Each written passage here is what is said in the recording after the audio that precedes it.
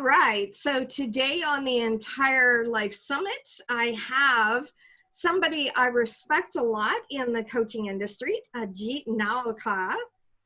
And Ajit, why don't you tell us a little bit about where you started, like from the very beginning, and where you are today, and how that's given you the life that you've been able to have? Thank you, Arnie. First of all, thank you for inviting me to your summit. I'm very excited to be here. My journey started many years ago. I was born in India. I was born in a small town in India called Jaipur. It's a beautiful town. It's a very touristic town. But the way I grew up with 23 other people sharing the same space. So we weren't very abundant per se. I lived in what is called a joint family in India, but even bigger than a joint family because even my grandparents, brothers, and everybody shared the same space, which is why we ended up as 23 people in the same house, which meant that there was definitely not a lot of abundance in my life. And that kind of early on got me triggered towards asking myself the question, how could I have a better life? Now, most people in India, and I'm sure it is here as well, and globally, it's a phenomenon that everybody says, hey, get educated and you can get out of your situation, and that was kind of the same thing that we heard is become an engineer or become a doctor or become an accountant. Now, I was not poor in studies, but I wasn't like, I was just an average student. Yeah, there was nothing phenomenal about my ability to study or cram things in my brain or anything like that. So I early on knew that I can try, which is what I did do. I tried to become an engineer, but soon to realize as my education towards trying to become an engineer started, I was like, this is not something that I want to do for the rest of my life. And so I took the brave step, called my dad, spoke to him by a letter, not even physically, because I was that scared about taking that action because I was like a teenage kid, right? So I was like, Dad, I really don't think this is for me. I want to try something else. He had already put in a lot of time, effort, and of course, money in my education at that time. So it was a big decision, but he took it like a champion. Told me he's happy to let me try things, but he gave me a 3-year ultimatum. He was like, listen, I do want you to graduate somewhere. It doesn't matter. It could be just a commerce or arts degree or whatever's easy enough for you to figure out what you want to do, but get a graduate degree. So at least I feel like you at least got educated and became a graduate. So he was like, at least do that. And while you're doing that, it takes 3 years, but that's all I got for you. Because after that, I don't have money to put in your business, or I don't have money to, fund further education. I just don't have it. So I want to be very clear and be really like clear about this. And that kind of got me really early on to go out in the world with the intention of saying, what am I creating of myself? Because I was in my late teens, basically trying to figure out what career I want to create with not necessarily following any protocol that the world suggests you to do. Mm-hmm. I said no to education already, so the protocol there was broken. I didn't have connections, so that couldn't work. I wasn't particularly intelligent or smart, or at least that, considered in school. I think I'm smart and intelligent, but in school, how the school grading system rates you. I think it has become slightly better now, but So it used to be terrible before. It used to be all about rankings and everything. And you used to get marks in India. It's not even grades. You would get like marks. So you will know exactly the digit and how behind you are. So it's kind of terrible.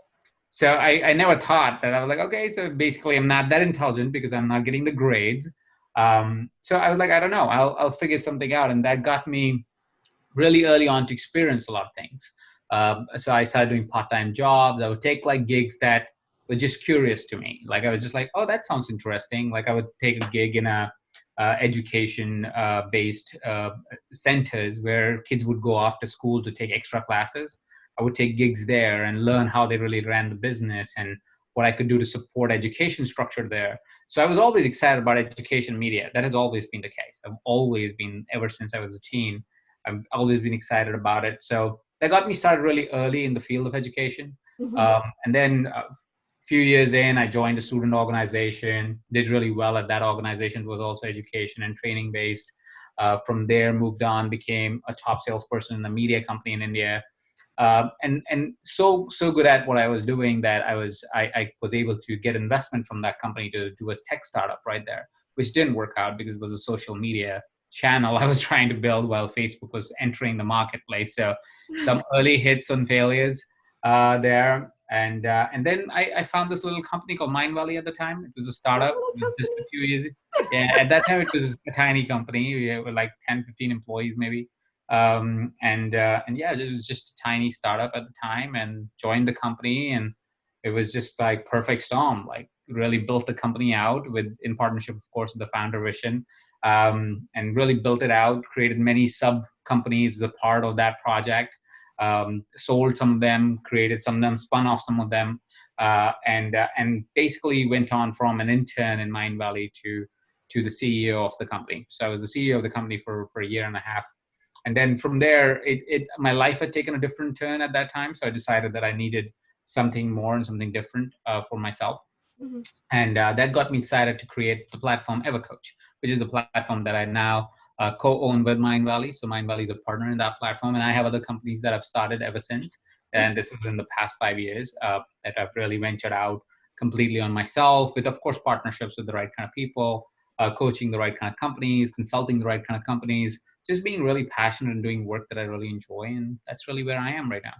It's so important. It's so important. I remember I went to one of the very first, actually, I think it was the very first ever coach event that you guys ever had. Yeah, that was And about 5 years ago. That was when we started EverCoach. Yeah. exactly, exactly. And I've been following you ever since. And I'm like, well, if I'm doing this, I have to have him. And by the way, Jessica and Adam, who I interviewed today, Adam Gilad, Oh said yeah. hi to you. And so got With a good Jessica, you're talking about Jessica Nazrali, Jessica Geist. Jessica Geist, yeah. Okay, yeah. Yeah, yeah. I interviewed Uh, her a couple of weeks ago now. uh, And yeah, Adam I interviewed today. So that was, and he said specifically, say hi to Ajit for me. Absolutely. He lives right out here. He lives in Topanga, if I'm not wrong. Yeah. Yeah, yeah, yeah. Beautiful, beautiful place. Gotta love it. Yeah. Gotta love it. So I know that you probably have a lot to share with us with regards to clarity. So tell us, how do you get clear on what's important to you? hmm I think clarity is so I have a whole process of getting really, really clear about what I do. But it always starts with the first step being really clear about where you want to go, not on the short term, but on the long term. I feel a lot of times we as people tend to think in the immediate future, and Mhm. the immediate future doesn't really give us the space that it needs to create something that's phenomenal. I feel when you're thinking about something that's immediate future, you always react to the situation and never really create for the future. And so the first step to finding absolute clarity in life is to really take a dive towards understanding where you want to go, who you are, and where you want to go, and why you want to go there. So again, one of the common mistakes I've seen is people will write down really big ideas of where they want to go. Yeah, I want the house, I want the car, I want this, I want that, but there is no why associated to it. And what happens is, what we don't understand, what most people don't understand, is that while your rationale and fact is something that is what decides your vision almost sometimes, Mhm, mhm. what your daily direction or your daily compass is your emotions, right? So while your North Star is kind of established by I want the money, I want the fame, I want this, I want that, your compass, everyday compass, is reacting to what's happening around you. So if Mm, you don't have a strong enough reason to go to your final destination, you will tend to lose direction every day because your compass will keep moving up and down, get off right? Because track. there's no why associated to it. So there's no emotion behind your final destination. And Absolutely. that's why you need the why, because why calibrates it. Why kind of goes, okay, even if there's emotion happening, my why will always realign the compass to go to the outcome that I'm trying to get to, right? And that's why you need the compass. That's why you need that emotional balance. And that's why you need the why. So not only set the vision out, but actually write why that vision is important. And that is also a great exercise in actually eliminating a lot of things that you think are important to you, but are not important to you. Mhm. Like the car is never the important part. It's just a way to get recognized in a way that you feel like you will feel recognized, right? Yeah. Now, two things will happen. One, you will say, it doesn't matter. I want that recognition. I still want the car, and that's fine. because now you know your why. Your why is recognition, right? And that is a good compass to get your emotions to move towards that direction because you know what you're chasing, right? It's right or wrong is up to the person. I'm not gonna critique or judge that, but even if that's your compass, and go for it, right? But what will also happen is sometimes you'll go, oh, it is for recognition. It is recognition really important to me, or I just want to be accepted. And if I want to be accepted, there are many better ways than to get the car, right? You could create a better impact in society. You could show up in a different way. You can show up for people when nobody else would show up. All of that will make you more accepted if you want that to be your outcome, right? If you want to build a community, you might do certain other things, whatever that is. But your why is going to be that compass that will help you either eliminate some of the goals that you may set yourself up to, or make better a lot of goals that you may set yourself up to. So clarity is a lot about that. Clarity is a lot about not only knowing where you're going, but why you're going there. Yep, for sure. And so carrying on from that, how about power, or we could say willpower? As you know, as business owners, we all have those days where we're like, oh my God, this isn't working. Why am I doing this? Second guessing myself. How do you find the willpower to carry on, especially in those times when it's difficult? So I have a different philosophy about willpower. So I don't think willpower really is, it's like motivation. Willpower and motivation don't really last. They're not necessarily the way to success. They're not the way to create a great life.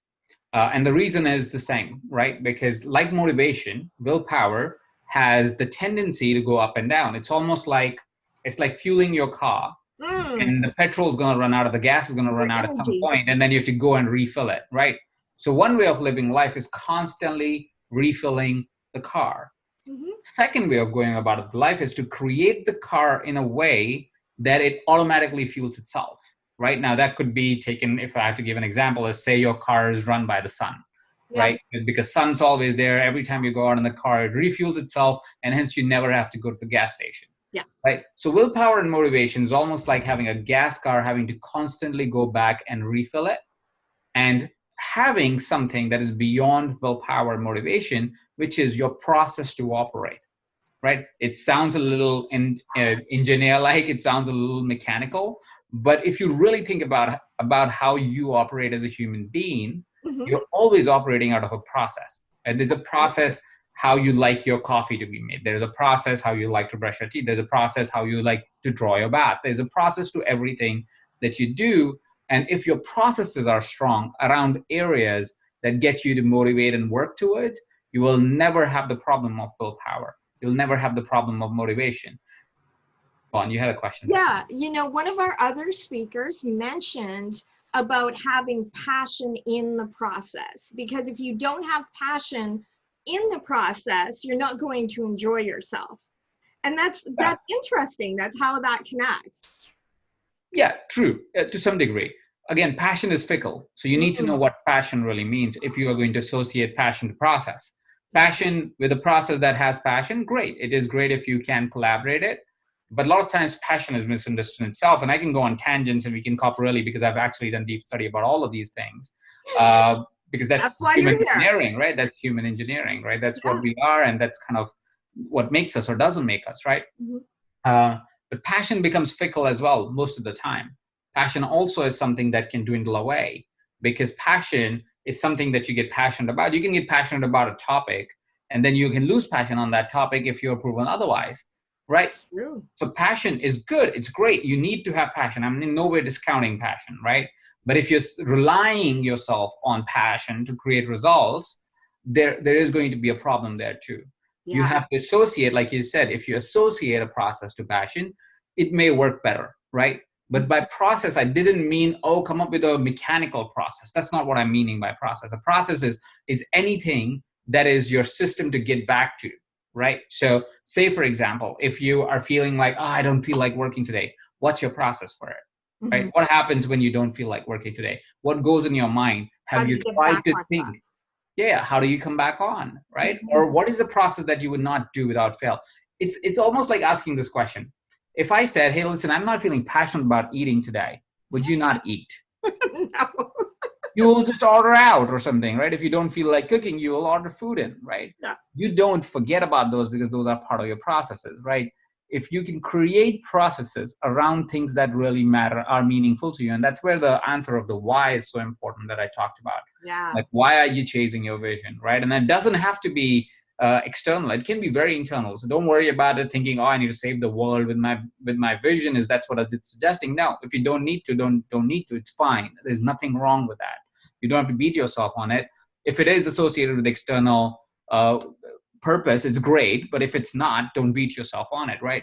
But what I do want you to think about is to think about how will you come back to how does the game mode gets back on, right? Once it's kind of dwindling away, right? And so the process is sometimes very fun. Like, for example, when I'm not feeling motivated to write, and I like to write, and I have a process to writing, right? Let's say I'm sitting in front of the paper and I'm like, oh crap, I don't feel like writing today. I have a process to get back into action. I have a process that sets me back into the mood. Because again, remember, what is it when you're not feeling willpower? Or what do you think happens when you don't have motivation? It's basically a bunch of emotions coming together, having you feel the other way. Yep. Right? And like I said, and like we talked about previously, emotions are nothing. They're basically data points. They're basically telling you what things are not working. What's going on? Yeah, what's going on? Mm-hmm. Yeah, exactly. So if you know, hey, listen, what's happening right now is this is not working, whatever this is, right? These are the set of, I ate too much bread and now I don't have motivation because I feel like sleeping. Yeah. Well, next time your process should be, don't eat bread. Not that much. Maybe eat bread, but not as much. And right? it's Whatever that is. How our physiology often affects our emotions. Yeah, physiology affects biology, 100%. Yeah. Physiology absolutely affects biology, and so do external circumstances, events that are happening outside of our control. Oh, we are cooped up in the house. When we are recording this, we are all cooped up in the house. It's been 6 weeks in California that we have not left the house or had social interactions, or 5 weeks, something like that. I've lost count. But it's been a while, basically. This is an external circumstance that can completely change your internal world. Now, if that happens, it is your responsibility and your process's responsibility to say, how will I navigate every single day? Because if you don't, it will compound by day 5, day 7, day 13. It'll compound. It needs to be tackled every single day. You got to have your process. Believe it or not, through this, March 6th, I got infected with coronavirus. March 13th, I went, Friday the 13th, I went into the doctor and yes, you have coronavirus. And, you know, through that whole thing, every day that I was feeling good, I worked on this summit. And I was really committed to getting this done. So I know exactly what you're talking about. You have a process to get yourself back on track. And believe me, you know, I slept for 2 weeks. And it was really a lot to get back on track. But yeah, absolutely. I 100% agree with you. Mm-hmm. Yeah. And so what about follow through? So for instance, let's talk about, you've got the clarity, you've got the power now. And so what structures do you put in place to have the follow through on your commitments? So I have, it depends on what kind of commitments you're making, right? So some commitments are auto-tuned, because if, let's say you are, and again, it depends on the people that you're working with and the people that are listening. If you have team members, you can cross accountability. Sorry, that's what I was trying to say. Where as much as they're your team members and you kind of hold them responsible, they can hold you responsible. Yeah. Because again, it's one of those things. It's accountability. Self-accountability is the best, but it doesn't always work. True. Right?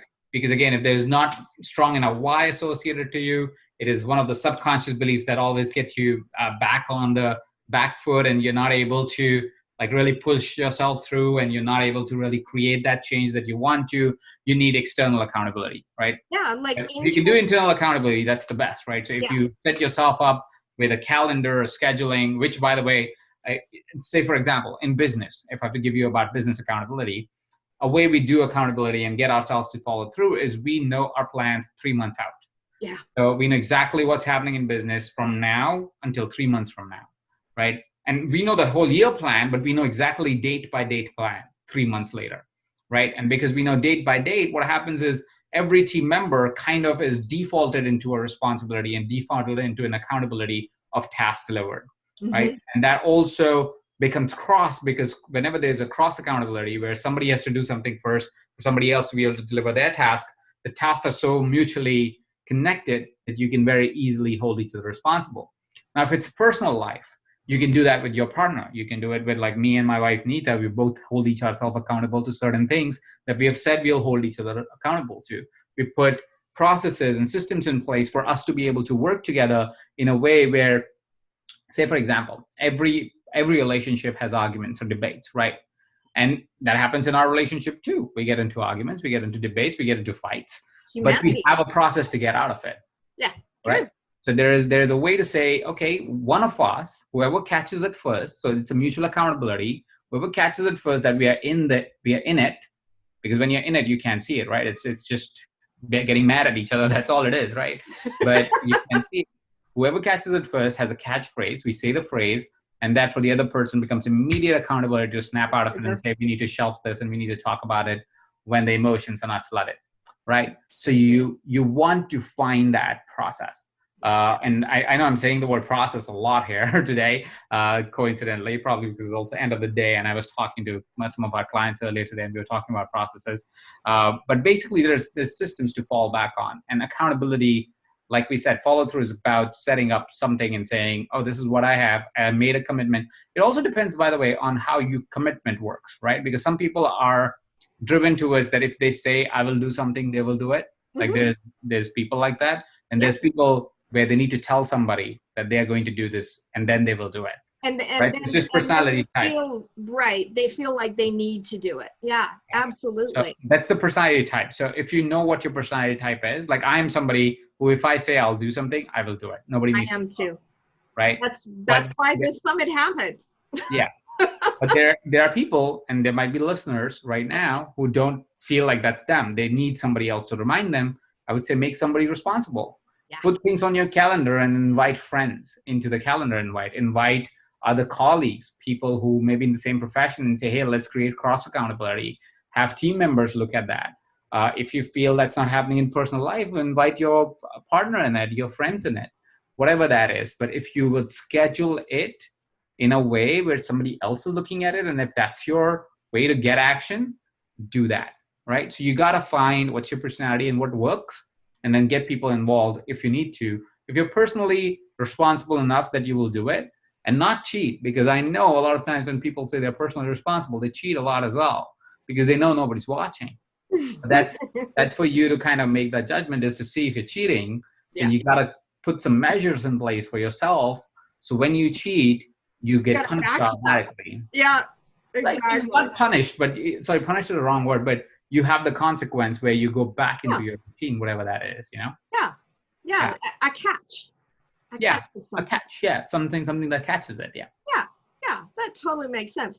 And by the way, don't worry about using processes, because the whole purpose of this summit is to introduce the app that I'm creating called Entire Task, which is around all of this. And so everything that you're saying just totally lines up with it 100%. It's awesome. So thank you so much for coming on today. And is there anything that you would like to give to our audience today, or direct them to something in particular of yours? I have not planned for any of that. We have a few books. If you want to go check it out, you can go to emotionalgrid.com. That's the book on managing emotions better by my wife, Neeta. If you're a coach, you should check out the Book of Coaching at the book. It's a good one. Yeah, so you can go to the bookofcoaching.com. You can check out that book. If you are more focused towards building a business around your coaching practice, you can go to the businessbookofcoaching.com, and you can get the Business Book of Coaching. Those are some of our books that are out in the market right now that you can check out. I will make sure to put a link to all of those at the end of this speech here. So thank you so much for your time today. And it's been a real pleasure having you on. Absolutely. Thank you very much for inviting me. You bet.